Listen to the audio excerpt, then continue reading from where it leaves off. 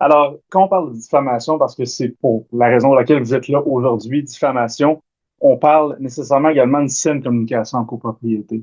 Et c'est là, des fois, malheureusement, que le bas blesse. Donc, c'est de ça qu'on va vous parler aujourd'hui. Les différents moments en copropriété où c'est important encore plus que d'habitude d'être conscient de la portée de nos propos et de la manière dont il faut s'exprimer dans certains contextes qui sont plus difficiles que d'autres. On pense à l'élection d'un conseil d'administration, Oui, les campagnes. les campagnes qui mènent malheureusement souvent à certains propos qui peuvent être plus difficiles, je vais le dire comme ça, d'assemblée de copropriétaires où on fait une reddition de compte de l'administration. C'est souvent des moments très émotifs Ouais. aussi dans les assemblées où certains copropriétaires sont insatisfaits ou même pas du tout satisfaits de ce qui se passe. Et ils ont beaucoup de choses à dire. Des fois, les esprits s'échauffent aussi. Alors, saine communication copropriété, il y a deux droits qui s'opposent, deux droits importants, liberté d'expression et réputation. Pour ceux qui s'y connaissent un peu, Charte des droits et libertés du Québec nous fait état de ces deux droits. En fait, ce sont les articles 3 et 4 et les deux s'opposent. Toute personne à l'article 3 est titulaire de liberté fondamentale. Dans ces libertés fondamentales-là en question, on y mentionne la liberté d'expression. L'article juste à la suite, on a l'article 4, on parle toute personne a droit à la sauvegarde de sa réputation. Les articles du Code civil du Québec, 3 et 35, nous font état de cette mention-là relativement au droit à la réputation que les gens ont.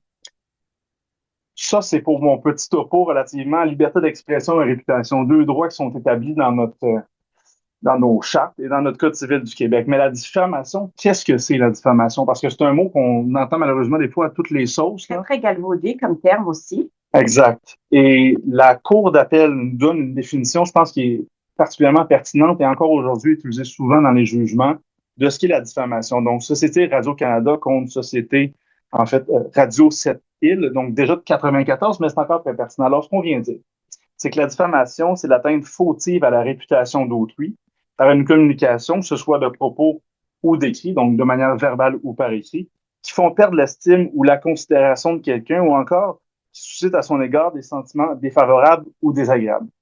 De prime abord, je pense qu'il est important de comprendre relativement la diffamation, c'est que ça se fait par rapport à des tiers. Donc, on transmet un propos ou un écrit à un groupe de gens donnés par rapport à une personne X.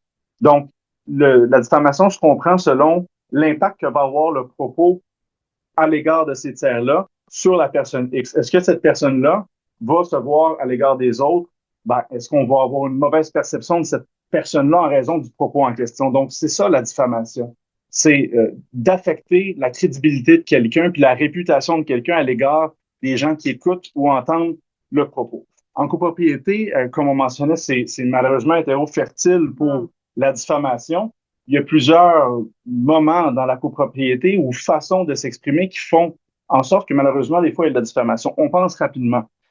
Puis c'est évident ce qu'on vous parle aujourd'hui, mais on pense rapidement à des affiches sur l'habillard qui peuvent être Oui. l'occasion de diffamation, des propos en assemblée, des propos sur un groupe Facebook, puis ça, on y reviendra, la jurisprudence de plus en plus florissante relativement, malheureusement, mais de plus en plus florissante relativement à cette diffamation sur des groupes Facebook, sur les médias sociaux. On pense également à procès-verbaux d'assemblée, lorsqu'on reprend un propos qui a été dit, on le met dans le procès-verbal, ensuite transmis à tous les copropriétaires. Même chose avec procès-verbal d'une réunion du conseil d'administration. On pense également à des échanges de lettres et autres. Alors, quand on parle de diffamation, je vous donne la définition, mais concrètement, comment ça peut se matérialiser? Alors, la Cour suprême, dans l'arrêt de Prud'homme qui est là, j'ai dit trois fois l'arrêt de Oui. principe, et lui, vraiment l'arrêt de principe en diffamation, nous donne trois cas de figure d'un acte diffamatoire. Alors, je vous les donne. Lorsqu'une personne prononce des propos désagréables à l'égard d'un tiers tout en les sachant faux, lorsqu'une personne diffuse des choses désagréables à l'égard d'un tiers alors qu'elle devrait les savoir fausses, et ça, je vais m'attarder rapidement à cette notion-là. Lorsqu'on dit alors qu'elle devrait les savoir fausses, c'est souvent quelque chose qu'on entend comme moyen de défense en disant, ben, moi, je savais pas que c'était pas vrai. Moi, c'est ce que j'avais compris de la situation, donc je l'ai communiqué de la manière dont je l'avais compris. Ce qu'on vient vous dire dans l'arrêt Prud'homme, c'est lorsqu'on s'exprime, il faut qu'on ait fait les vérifications nécessaires. On a le devoir de s'informer avant de communiquer un propos. Et le troisième cas de figure, et je pense celui qui choque le plus, c'est Tellement important. tellement Parce que important. Oui, c'est contre tout ça, tout en fait, ce que les gens croient. oui, exact. Alors, Et plus que ça, en fait, c'est en common law, le propos, puis bon, je vous donne le punch, là, c'est le propos véridique, peut être également un acte diffamatoire. Et en common law, de ce que j'en comprends, c'est que le propos diffamatoire peut pas être constitué par un propos véridique. Mais à tout événement, le troisième cas de figure, ce qu'on nous dit, c'est lorsqu'une personne médisante tient, sans juste motif, des propos défavorables, mais véridiques à l'égard d'un tiers. Donc, toutes sortes de cas de figure auxquels on pourrait penser, mais ça renforce encore plus l'idée selon laquelle il faut faire attention lorsqu'on exprime une idée auprès de nos copropriétaires. Et on peut pas juste se cacher, en fait, sur le fait de dire, oui, mais c'est vrai. Je l'ai traité de voleur, mais c'est vrai. Oui, Alors, c'est pas aussi facile que ça de ne pas être accusé de diffamation. absolument. Et lorsqu'on parle de diffamation, on parle souvent malheureusement de poursuite. Et lorsqu'on parle de poursuite, on est dans un cadre en fait de droit civil assez classique avec l'article 1457. Donc, pour être indemnisé suivant un propos diffamatoire, il faut faire la preuve de trois choses. D'une faute, et la faute, je vous l'ai donné, c'est les trois cas de figure. Un lien de causalité avec un dommage, qui est le troisième. Donc, pour être indemnisé, il faut faire cette preuve-là des trois. Mais la diffamation et le dommage peut se matérialiser de plusieurs façons. Ben, on pense d'abord et avant tout à ce qu'on appelle les fameux dommages moraux. Hein, c'est une expression qu'on entend souvent. C'est quoi les dommages moraux? Ce sont des dommages, en fait, qui ne sont pas facilement quantifiables. Hein. Il n'y a pas de facture avec un dommage moral.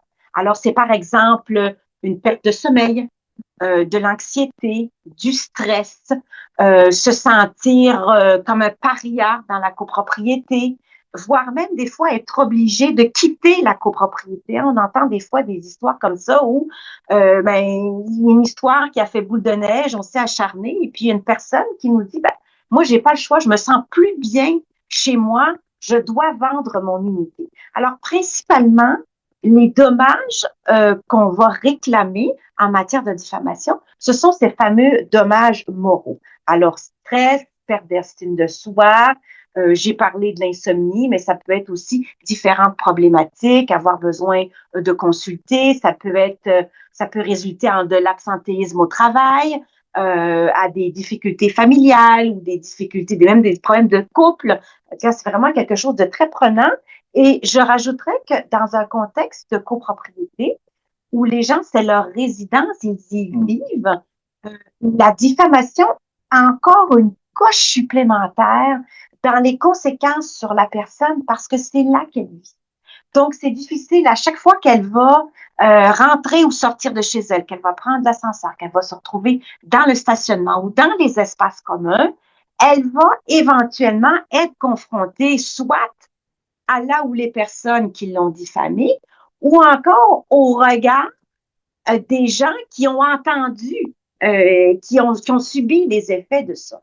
Donc, les conséquences, elles sont importantes et elles sont évidemment susceptibles d'une indemnisation par les tribunaux.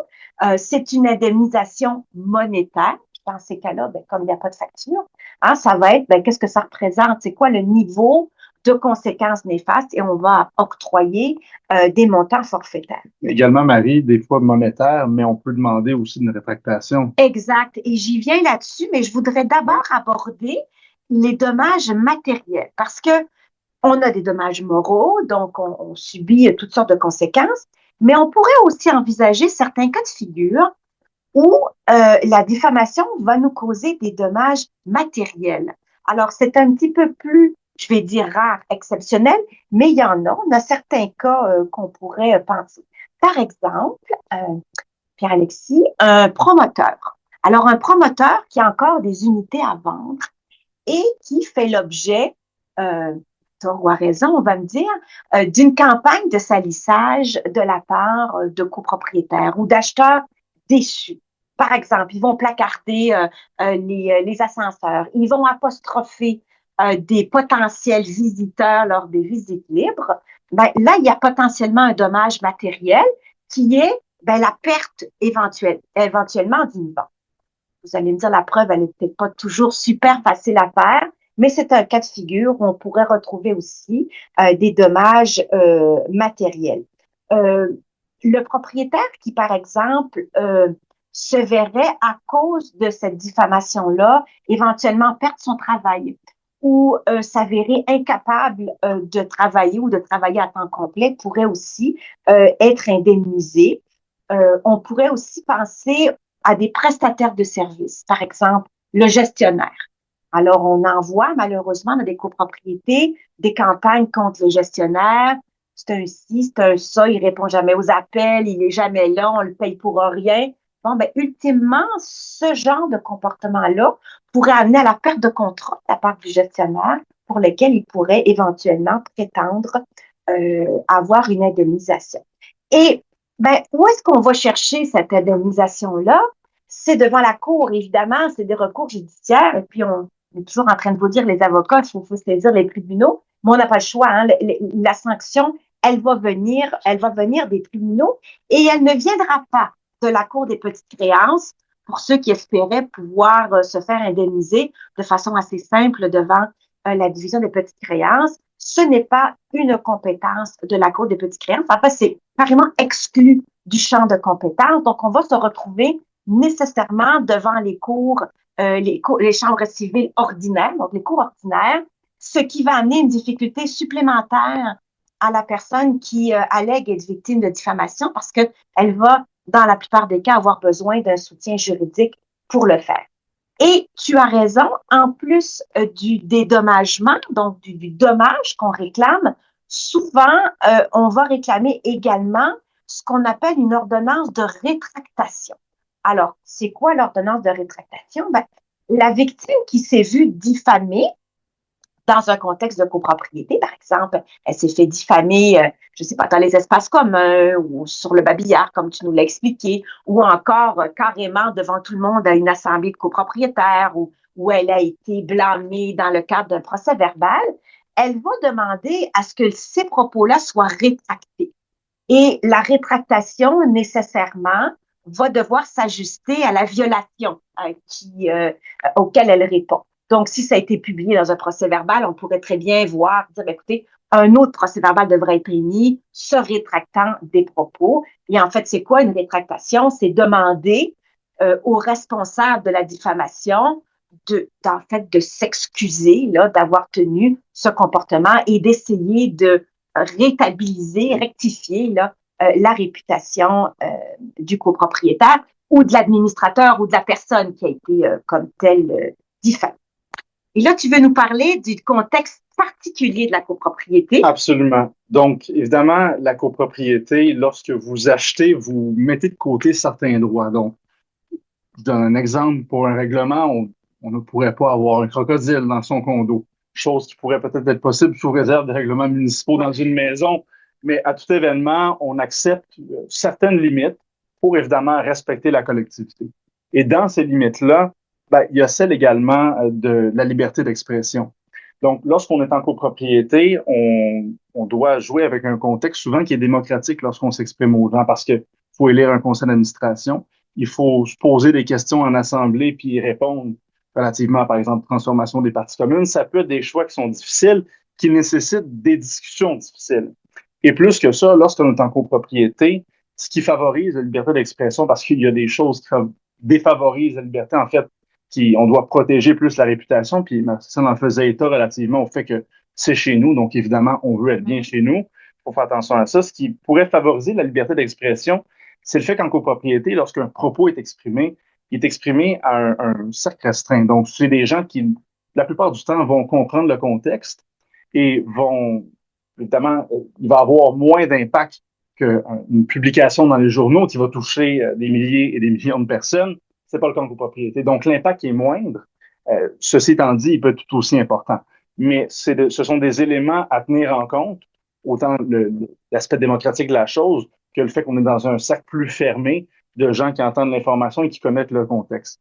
Ceci étant dit, le conseil qu'on vous donne aujourd'hui va toujours être évidemment de faire attention à ses propos puis de s'exprimer de manière constructive.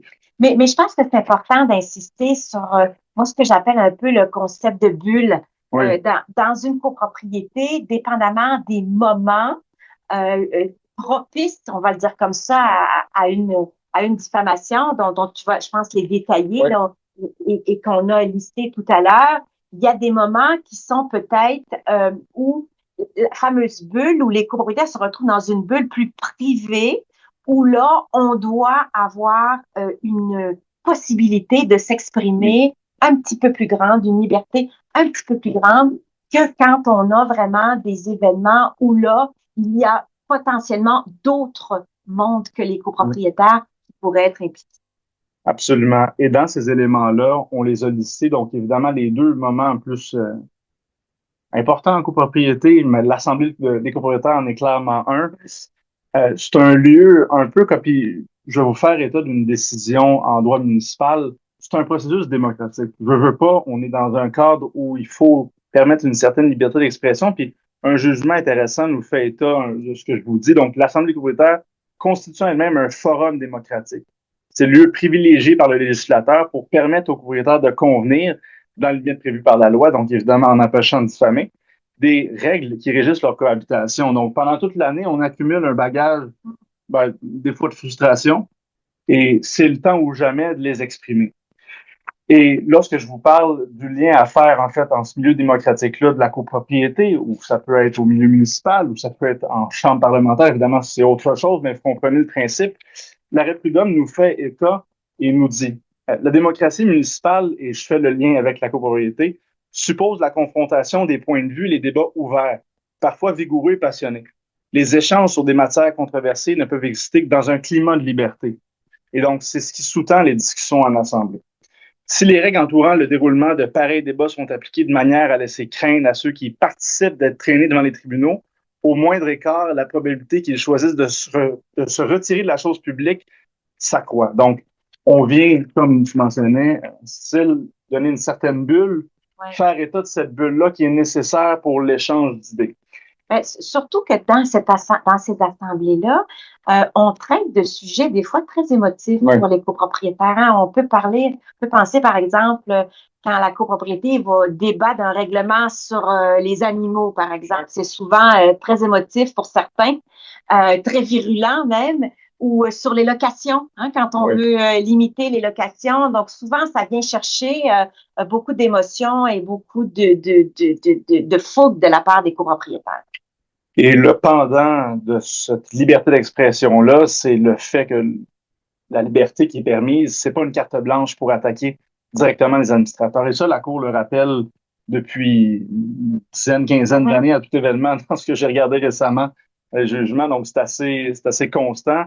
Il y a certains propos à proscrire, puis on vous donne une liste qui se veut pas exhaustive, là, mais peut-être des idées, en fait, des idées à ne pas faire, là, de types de propos, surtout lorsqu'on parle par rapport on discute du travail des administrateurs, type de choses à pas faire. Reprocher aux administrateurs de faire des manigances et de manquer d'intégrité. On peut être d'accord que l'administrateur ne fait pas un travail à notre goût, pas adéquat. Mais lorsqu'on le fait, on sort des exemples qui sont concrets, puis on reste dans le constructivisme. C'est pas nécessaire de dire que la personne qui est administrateur bénévole, on le rappelle d'ailleurs, là. La plupart du temps, oui. La plupart du temps. Ou du bénévolat déguisé. Exact. Ce sont des gens qui n'ont pas nécessairement beaucoup à gagner, outre que, comme vous, copropriétaires, garder leur bien, leur investissement le plus grand la plupart du temps, de manière intelligente. Autre chose à pas faire, dénigrer les administrateurs, les accuser d'incompétence puis de mauvaise foi. Ça reste évidemment dans ce que je vous dis. Prétendre faussement que les administrateurs font passer leur intérêt personnel en priorité et soutirent ainsi des avantages en retenant un fournisseur de données. Puis c'est quelque chose qu'on peut voir surtout dans les petites copropriétés. Oui. Évidemment, quand on est 3-4, on est plus porté à avoir des décisions qui sont peut-être moins officielles, donc on va moins penser à aller chercher 3 soumissionnaires. On va peut-être donner un contrat à quelqu'un qu'on connaît sans divulguer l'information parce qu'on se dit, c'est pas plus grave qu'il faut, on est 3-4, ça va faire la job. C'est correct de ne pas être d'accord avec cette façon de fonctionner-là, mais il faut quand même le formuler de manière à pas pointer du doigt à outrance. Évidemment, on ne vous suggère pas de dire aux administrateurs, de dire que les administrateurs abusent de leur pouvoir et prennent des décisions illégales. Vous pouvez être en désaccord avec les positions, mais chose je pense que c'est important de se rappeler, c'est que si effectivement il y a de la fraude, il y a des décisions illégales, il y a des recours qui existent relativement à ça. Et le fait de s'étaler sur la place publique, autre que de dire qu'on est en désaccord avec la façon de fonctionner, et d'expliquer pourquoi, évidemment, je pense que c'est pas nécessairement pertinent. Vous avez des recours. Si on est dans une matière de fraude en copropriété, prenez les recours nécessaires pour le faire. Ben, les assemblées ne devraient pas être, en fait, des tribunaux Des de grande procès, instruction absolument. ou des Ben oui, procès, ça le truc, c'est quelque chose qu'on voit malheureusement trop souvent. trop souvent. On prend le temps des copropriétaires pour faire état d'une situation personnelle, puis on le traite un peu comme un procès. Donc, c'est pas l'occasion de le faire. Tu voulais peut-être nous parler d'un exemple Ben, j'ai un plus tout petit particulier. exemple absolument. Donc, on parle d'assemblée, mais l'assemblée, elle se tient en raison d'un avis de convocation qui est transmis. Et il y a une affaire relativement récente, là, récente étant assez large, en 2014, Nader contre Miller, où on fait état d'un rapport qui est annexé à l'avis de convocation. Donc, rapport qui est préparé par le conseil d'administration. On rappelle, le conseil d'administration envoie l'avis de convocation, c'est lui qui le prépare, qui l'envoie. Dans ces circonstances-là, avait annexé un rapport en faisant état d'un défaut d'un autre administrateur. Et la Cour avait jugé que cette transmission-là était diffamatoire en soi.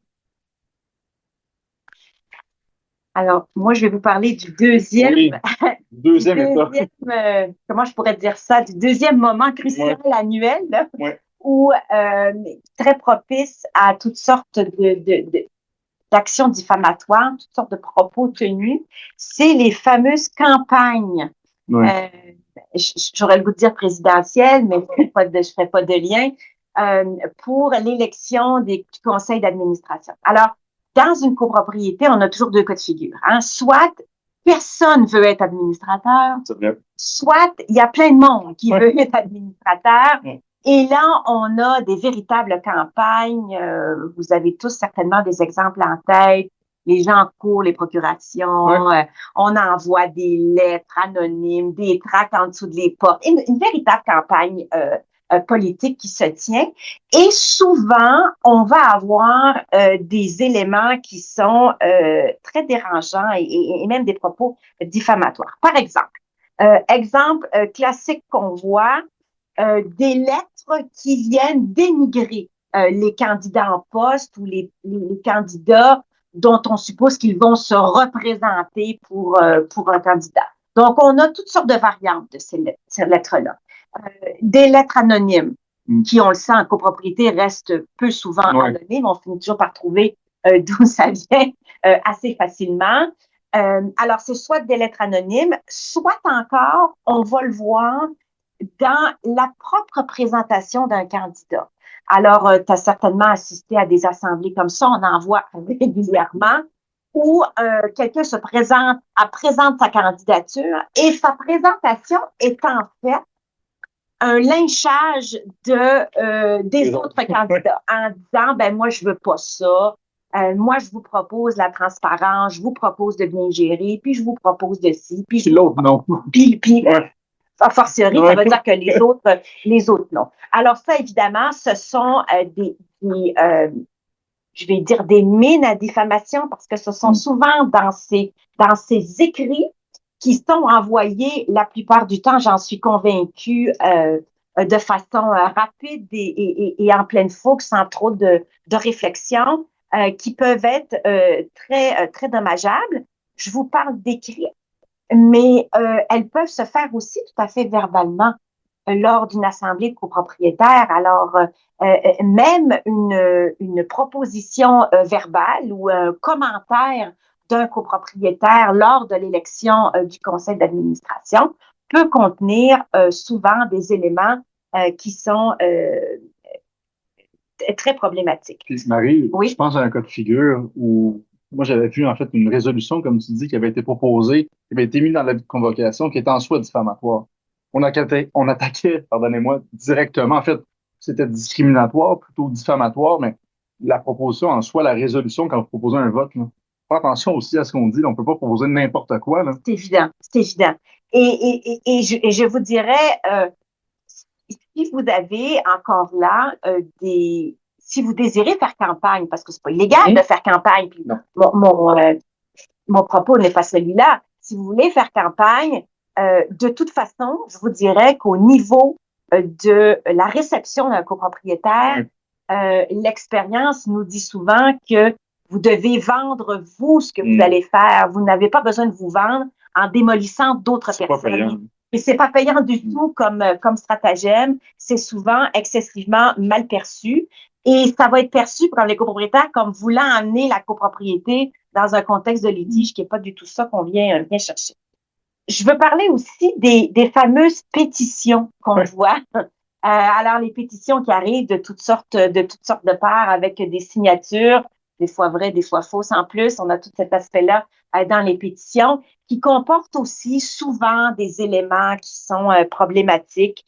Donc, il faut faire très attention dans tout ce qu'on peut faire à cette époque de la campagne, de l'élection, du vote. Des questions aussi qu'on va poser lors de l'élection du conseil d'administration, des reproches qui sont faits aux candidats. Tout ça sont donc des éléments qui peuvent comporter des diffamations. C'est question alambiquée souvent, moi, que j'entends. Donc, on formule une critique, mais de manière interrogatoire. Exact. Ou alors, on va arriver avec des bouts d'informations, des supposément preuves qui n'en sont pas. Donc, il faut faire hyper attention à ce moment-là particulièrement. Je voulais vous dire aussi, on parle beaucoup de diffamation qui serait faite par les copropriétaires ou par des copropriétaires entre eux ou sur le conseil d'administration. Mais vous avez remarqué que depuis le début de la présentation, on vous parle pas beaucoup du syndicat, ce qui est assez rare parce que d'habitude, on est toujours en train de vous parler des obligations du syndicat. Il faut se poser des questions et là-dessus, je vous dirais que les tribunaux, la réponse qu'ils ont apportée n'est peut-être pas très limpide sur la responsabilité d'un syndicat de copropriété, par exemple, si ses administrateurs se font diffamer. Alors, ils se font traiter de toutes sortes de noms, de voleurs, de fraudeurs, mais mettez les pires scénarios jusqu'au moment où là, ce conseil d'administration-là ne peut plus fonctionner. Et il décide donc d'entreprendre des procédures pour se faire notamment indemniser.